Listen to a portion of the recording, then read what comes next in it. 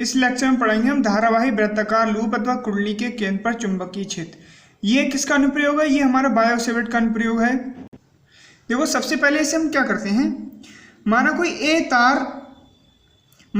तार है जो a मीटर त्रिज्या के वृत्ताकार लूप के रूप में मुड़ा हुआ है, यानी कि जो तार है वो उसका त्रिज्या कितनी है, एक a है, a मीटर त्रिज्या के वृत्ताकार लूप के रूप में मुड़ा है, जिसमें क्या आई एम्पियर की धारा प्रवाहित हो रही है। देखो आई एम्पियर की धारा प्रवाहित हो रही है। हमें इस रूप में O केंद्र पर चुंबकीय क्षेत्र B ज्ञात करना है।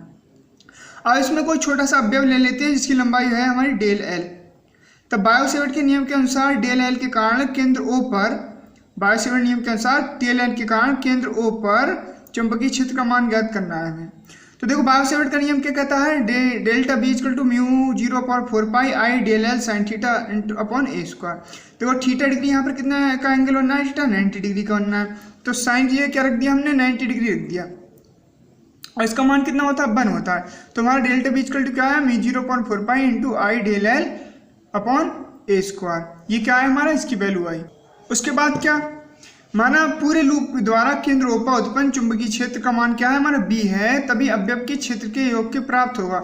यानी कि सभी क्या होगा, हमारा सभी का अवयव के क्षेत्र का योग करेंगे, तो सभी का योग करेंगे तो हम समेशन लगा लो, वहाँ पर पता नहीं कितने समेशन लगा लोगे तो क्या हो जाएगा, सभी का हो जाएगा। तो mu 0/4 pi I del L upon a square. तो B इक्वल टू क्या हो जाएगा, mu 0/4 pi I a l del L का क्या है, इनका सभी अवयव का योग है ये, तो इसको कर लिया हमने अलग। तो डेल L इक्वल टू क्या है हमारा, 2 पाई है, इनकी उसकी क्या है, परिधि है हमारी, क्या है 2 पाई है इसकी परिधि। तो डेल L की ये क्या रख दिया हमने, 2 पाई रख दिया। जब 2 पाई रखेंगे यहाँ पर डेल L की जगह तो 2 दूनी 4, 2 बचा नीचे, पाई से पाई कैंसिल और एक ए से एक कैंसिल, कितना आया B equal to mu 0 2a into I into, अगर फेरों की संख्या n हो तो n, ampere into ampere metre. अकेले रूप में ना होकर n फेरों के कुंडली में कॉइल के रूप में हो, यानी कि अकेले ना होकर ये फार्मूला तब यूज होगा जब n फेरे कुंडली के रूप में कॉइल के रूप में हो, तो हमारा ये वाला फार्मूला यूज होगा। ये हमारा टॉपिक एंड हो गया। हम पढ़ेंगे मोस्ट टॉपिक, इंपोर्टेंट टॉपिक है एम्पियर का परिपथीय नियम। सबसे पहले इसका चित्र समझो। एम्पियर का परिपथीय नियम क्या होता है, इसमें क्या प्रूव करना है, delta phi vector B into del L vector बराबर म्यू 0 की इंटू आई। ये हमें क्या करना है, इसको प्रूव करना है।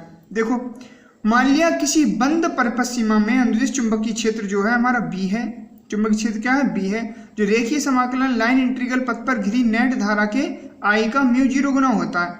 तो ये हमें क्या करना है, हमें निकालना है। उत्पत्ति प्रूफ कैसे होगा, अब इसके चित्र के बारे में पढ़ लो। माना r त्रिज्या का एक वृत्तीय पथ है जिसका केंद्र क्या है हमारा, O तार पर है। वृत्तीय पथ के किसी बिंदु P पर चुंबकीय क्षेत्र का परिमाण ज्ञात करना है। तो B इक्वल क्या हो जाए, म्यू 0 आई अपॉन 2 पाई r, ये से मान लो समीकरण नंबर 1। अब वृत्तीय पथ के प्रत्येक बिंदु पर चुंबकीय क्षेत्र B क्या होता है, परिमाण समान है, यानी कि चुंबकीय क्षेत्र B का परिमाण क्या है, समान है। अतः प्रत्येक बिंदु B और डेल्टा L एक ही दिशा में, देखो एक ही दिशा में लिख रहे हैं, तो चुंबकीय क्षेत्र का परिपथ के अनुदिश रेखीय समाकलन क्या होगा, समाकलन कर दो, इंटीग्रेशन।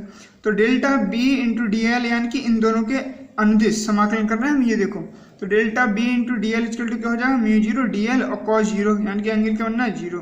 तो कॉस 0 का मान कितना होता है हमारा 1, और डेल्टा L इक्वल टू क्या होता है, 2 पाई r होता है, क्या होता है 2 पाई r, उसी से चेंज करके ये डेल्टा L और इसका मान 1 हो गया। ठीक है, अब समीकरण 2 में, समीकरण 2 कौन सी है हमारी, मान लो इसको,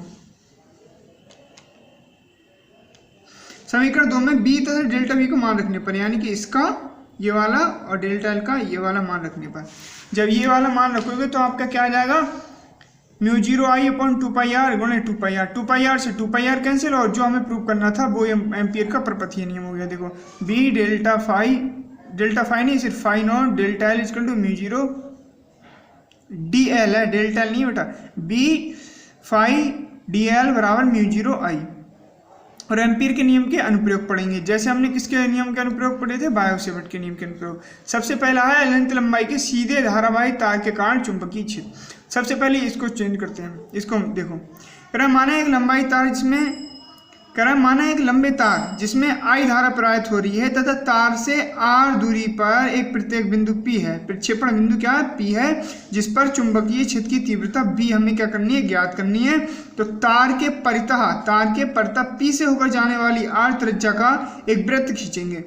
समती के पथ के प्रत्येक बिंदु पर चुंबकीय क्षेत्र का परिमाप समान होता है, तो B और डेल्टा L एक ही दिशा में होंगे, तो थीटा इक्वल टू क्या होगा हमारा 0। एम्पियर का परपथीय नियम क्या होगा, ये होता है हमारा एम्पियर का परपथीय नियम। और यहाँ पर हमने cos थीटा इक्वल टू 0 था, हमारा वैल्यू लगा दी, डेल्टा L की होती है हमारी 2πr। तो B 2πr इक्वल टू क्या हो जाएगा, μ0I, B का मान निकालना है μ0I अपॉन 2πr। अब पढ़ेंगे हम एम्पियर के परपथीय नियम का सेकंड अनुप्रयोग। वो क्या है, धारावाही टोरॉइड यानी कि सिरे विहीन प्रणालिका के कारण चुंबकीय क्षेत्र। देखो समझो, क्रमाना एक वृत्ताकार खोखला छल्ला होता है जिस पर किसी तार में अत्यधिक फेरों के पास सटाकर लपेटे जाते हैं। माना टोरॉइड की प्रति मीटर लंबाई में n फेरे हैं, यानी कि जो ये है ना, इसके प्रति मीटर लंबाई में n फेरे हैं, तथा इसमें I धारा प्रवाहित हो रही है। कौन सी धारा प्रवाहित हो रही है, I। अब जब उसमें I धारा प्रवाहित हो रही थी तो हम क्या करेंगे, अब जो टोरॉइड है ना उसके क्रोड के भीतर चुंबकीय क्षेत्र ज्ञात करेंगे और क्रोड के बाहर चुंबकीय क्षेत्र ज्ञात करेंगे। भीतर कैसे ज्ञात करेंगे, देखो माना टोरॉइड क्रोड के भीतर बिंदु P पर चुंबकीय क्षेत्र ज्ञात करना है। बिंदु P आपने देखा था अभी, बिंदु P में से जाने वाले वृत्ताकार पथ की त्रिज्या A है। तब एम्पियर के नियम के अनुसार एम्पियर का परपथीय नियम क्या कहता है, delta B equal to dl μ0I। ये क्या हो गया समीकरण नंबर 1। हमें किसका मान ज्ञात करना, P बिंदु पर। तो ये क्या हो गया B, ये चित्र देख लेना, अपने सामने रख लेना पीछे वाला चित्र। अब देखो क्या होता है हमारा एम्पियर का परपथीय नियम, phi b dl equal to μ0I। तो phi b इंटू dl बराबर क्या हो जाएगा, मान रख दिया cos 0 का मान क्या होता है 1। तो ये क्या हो गया प्रत्येक, यानी कि B और dl वृत्त के प्रत्येक बिंदु पर एक ही दिशा में है। जब एक ही दिशा में होंगे तो क्या होगा, cos 0 का मान होता है 1, यहाँ पर लगा दिया। तो B into dl equal to क्या होगा, इसकी वैल्यू लगा दी 2πa। अब ये क्या है, 2πa परपथीय वृत्तीय परपथ की लंबाई है, फेरों की संख्या क्या है n 2πa। तो वृत्तीय पथ द्वारा घिरी कुल धारा कितनी होगी हमारी 2πa, n का मान लगा दिया 2πa और धारा से मल्टीप्लाई कर दी जब वृत्तीय परपथ की धारा ज्ञात कर रहे हैं तब। और ये मान समीकरण नंबर किस में रखना है, हमें 1 में रखना है, ये वाला 1 में। जब ये वैल्यू सभी हमारी 1 में रखोगे तो हमारा क्या आ जाएगा, B की जगह क्या रखना है, ये 2πa, ठीक है, और μ0 और इसकी क्या रखना है n 2πa इंटू I। तो हमारा देखो ये 2π से ये 2π कैंसिल हो जाएगा, a से a कैंसिल हो जाएगा, तो b इक्वल टू क्या हो जाएगा μ0 ni। ये जो है टोरॉइड में कुल फेरों की संख्या n हो तब टोरॉइड के कोर की आंतरिक तथा बाह्य त्रिज्याएं a1 व a2 होंगी। अब कैसे होंगी देखो, तो हमारा क्या होगा n इक्वल क्या हो जाएगा n अपॉन 2πa। तो a इक्वल टू क्या होगा a1 और a होगी बटे 2। तो b इक्वल टू क्या हो जाएगा, उसमें रख दिया μ0 ni अपॉन 2πa। अब इसके बाहर देख लेंगे, अभी तो अंदर देखा था, अब बाहर देख लेंगे। क्या, टोरॉइड के बाहर चुंबकीय क्षेत्र क्या होगा, तो टोरॉइड की कोर के बाहर सभी बिंदुओं पर चुंबकीय क्षेत्र कैसा होगा, शून्य होगा, क्योंकि घिरे फेरों की धाराएं बराबर व विपरीत होती हैं। तो पथ द्वारा घिरी कुल धारा बराबर क्या होगी 0। जब धारा 0 होगी तो चुंबकीय क्षेत्र क्या होगा हमारा 0 होगा। नेक्स्ट टॉपिक था हमारा एक समान चुंबकीय क्षेत्र में धारावाही चालक पर लगने वाला बल। इस पे कैसे डिफाइन करेंगे, कह रहा है यदि चुंबकीय क्षेत्र में किसी धारावाही चालक में रखे, यानी कोई चुंबकीय क्षेत्र में कोई धारावाही चालक रखें तो उस चालक पर एक बल लगने लगता है। इस बल की दिशा जो होती है वो चुंबकीय क्षेत्र तथा धारा दोनों की दिशाओं के लंबवत होती है। चुंबकीय क्षेत्र में रखे धारावाही चालक पर लगने वाले बल की दिशा हम निम्नलिखित 2 नियमों द्वारा हम डिनोट कर सकते हैं, यानी ज्ञात कर सकते हैं। तो पहला होता है दाएं हाथ की हथेली का नियम। दाएं हाथ की हथेली का नियम क्या कहता है, यदि हम अपने दाएं हाथ का पंजा पूरा फैलाकर इस प्रकार रखें कि अंगूठा धारा की दिशा में तथा फैली हुई उंगली या बाह्य चुंबकीय क्षेत्र की दिशा में हो तो चालक पर लगने वाला बल F हथेली लंबवत हथेली को धक्का देने की दिशा में होगा। ठीक है, ये किसका नियम होता है, दाएं हाथ की हथेली का नियम। अब दूसरा नियम था हमारा फ्लेमिंग का बाएं हाथ का नियम। फ्लेमिंग के बाएं हाथ का नियम, फ्लेमिंग का बाएं हाथ का नियम कहता है यदि हम अपने बाएं हाथ के अंगूठे तथा उसके पास वाली दोनों उंगलियों को इस प्रकार फैलाएं कि तीनों एक दूसरे के लंबवत रहें, तीनों एक दूसरे के लंबवत रहें। ये ऐसे होता है, ऐसे देखो, ये इसके लंबवत है और ये इसके लंबवत है, ऐसे ये देखो, ये अंगूठा सीधा कर लो, ये इसके लंबवत हो गया और ये देखो इसके लंबवत हो गया। दोनों उंगलियों को इस प्रकार फैलाएं कि तीनों एक दूसरे के लंबवत हो। तब यदि पहली उंगली चुंबकीय क्षेत्र B की दिशा, बीच वाली उंगली धारा की दिशा, तो अंगूठा चालक पर लगने वाले बल F की दिशा को बताएगा। अब पढ़ेंगे एम्पीयर की परिभाषा। एम्पीयर की परिभाषा क्या होती है?